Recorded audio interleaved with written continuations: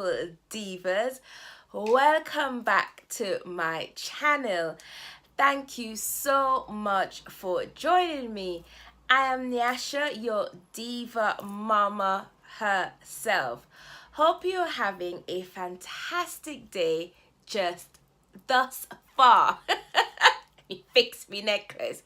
Right, I haven't done a front-on video for you for a very long time because I've been unwell, and I would do a video later on about that. But I just thought, just got ready, I'm going to the doctor's, but I just thought before I go, let me do a little story time. Now this is like a story time and getting to know me at the same time. So before I continue with this video, a little bit of housekeeping matters. If you are enjoying this channel, please do consider subscribing by pressing the red subscribe button down below there. And also, please do consider turning your notifications on so that you could be part of the Divas notifications gang. Let's get into it. So, I am from an island called Grenada. It's a very small island in the Caribbean. That's where I'm from, and that's where I grew up and all of that.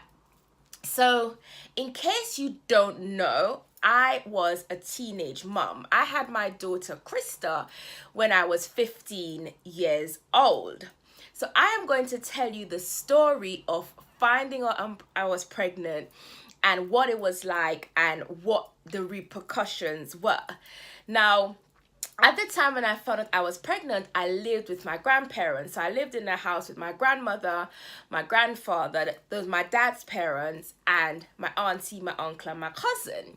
So we all lived in this house, and I attended one of the more prestigious schools, well, on the island. I would say the most prestigious girls' school on the island. I attended St. Joseph's Convent, and a lot of children from my village did not go to St. Joseph's Convent. So yes, I'm blowing my own trumpet. I did very well in my entrance exam and I got into St. Joseph's Convent. By now, I'm in like my final year of secondary school and I'm just plodding along. My family, to put things into perspective, my family are also very staunch Catholics. So my family was more or less in charge of the Catholic Church in my small village. So even now, my auntie's local leader, my granddad was in charge of the men's league, and my grandmother did Mothers Union, and you know, all of that. And I was part of the youth group, and I used to read in church. So we are a very upstanding family. So I'm plodding along, and I was in school one day, and apparently, I did not hear this, but apparently there was a rumor going around that I was pregnant. Now, I didn't feel any different or saw anything. Now, I was 14. No, I was 15 by this time. But when you work it back, you would realize I got pregnant when I was 14. So I had a boyfriend, and we hang on. My parents didn't were like, oh yeah, happy you have a boyfriend, but they sort of knew, but they were like, oh, you know, no hokey pokey going on and all of that. So he was my boyfriend. So I'm getting emotional talking about it. So there was a rumor going on that I was pregnant, but to me, I wasn't. I didn't feel any different.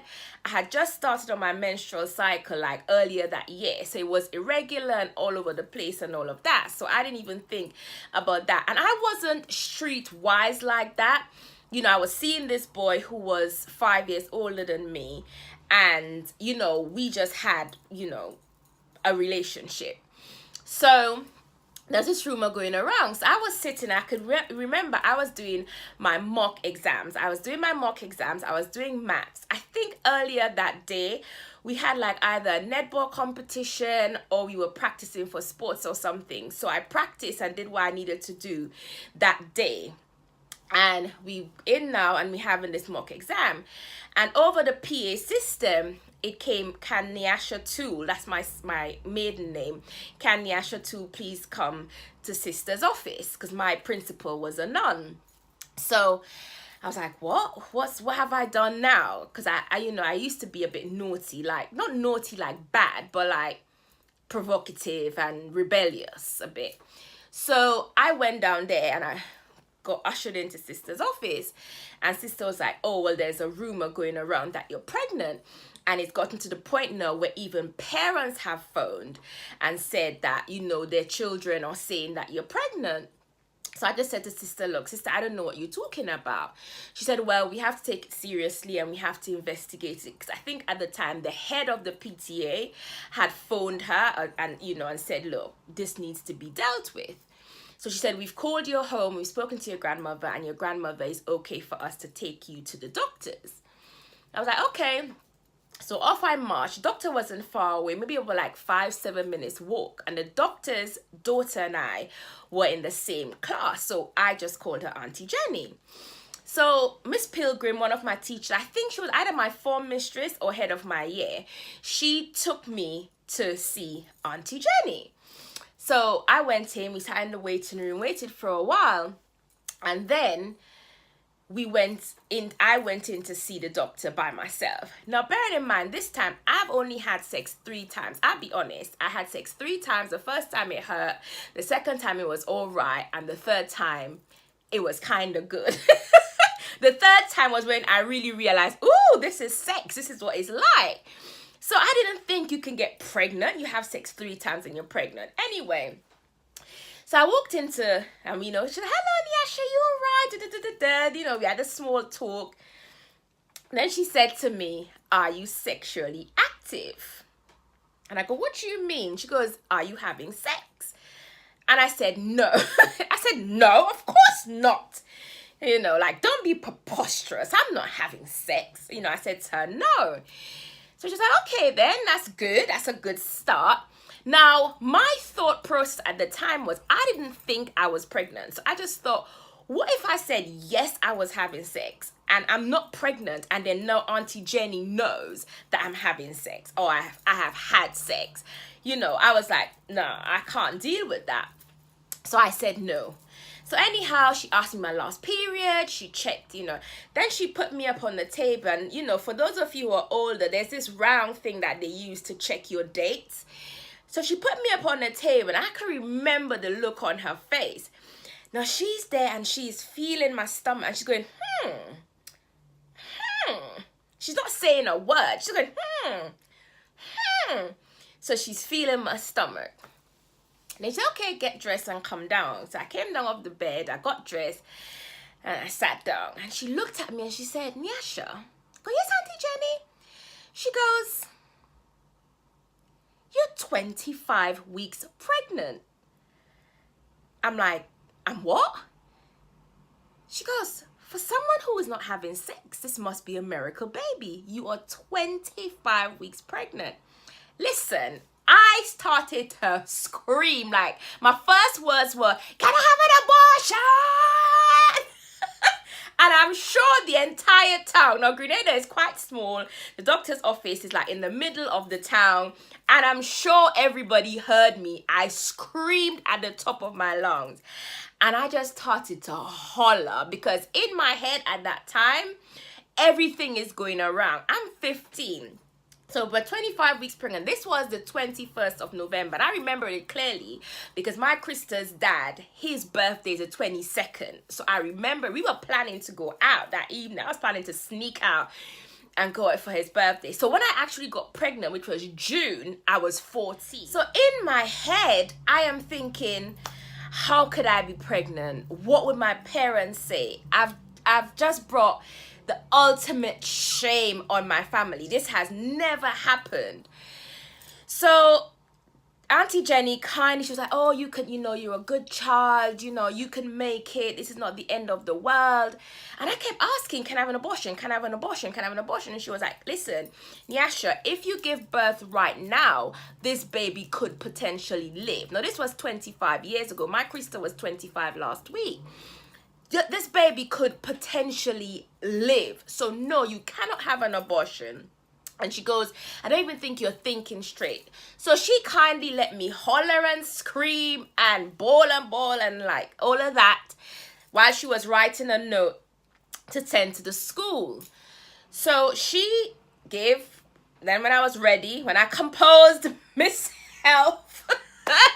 She took me out, and by then Miss Pilgrim knew that I was pregnant because she must have heard the screaming. So I was getting the look that, you know, how dare you look that the teachers give you.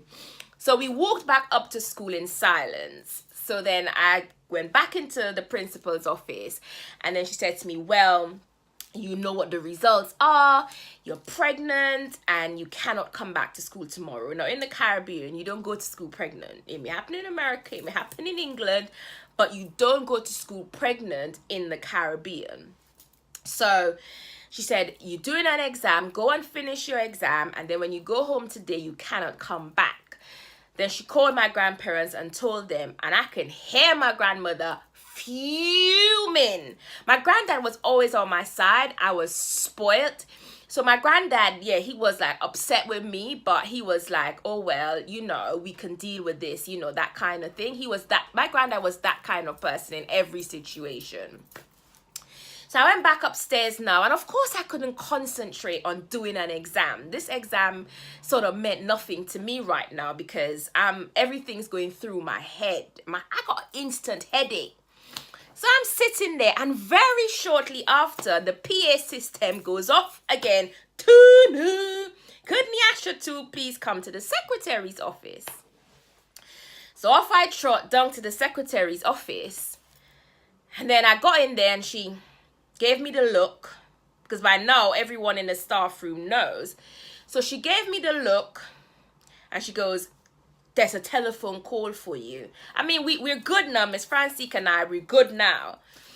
And she just handed me the phone. So I picked the phone up. I'm gonna use me dirty hairbrush, my dirty face brush, pick the phone up, hello. And all I heard was, I am going to kill you. Silence. Do you hear me? I am going to kill you. Click. The phone was dead. It was my dad. Now, I did not grow up with my dad. I grew up with my dad was away for most of my life. My dad lived in another island. So he now is threatening, like literally, and my dad has a temper on him. And I just stood there, and I put the phone down, and I gave the phone back. And needless to say, I did not go back into class. I just went, I left through the back door, the back gates. Yeah, these massive green gates. I left through the back gates, and I went down into town to see my friend called Beverly, she's older, she's an older woman, and on a Saturday, I had a Saturday job in a supermarket. So Beverly worked in the supermarket. So I went and I told her what's happened and stuff like that. And she was like, well, I would go with you to tell your mom. So she left work, and my mom at the time had a market stall. So everything is like in vicinity within a 5-minute walk of each other, basically. So my school's on top of the hill, the supermarket's over there, and the market where my mom is there. So Beverly took me to my mom, and my mom's there, and she's weighing out something or whatever. And I go, Mommy, I've got something to tell you. This is my mother. What you have to tell me? What you have to tell me? What you don't tell me? I don't know that already. I don't know that already. You're too stupid. You're too stupid. Move. Move in front of me. Move. Just move. You're too stupid. You spoil yourself. You spoil your life. You spoil everything. Just move.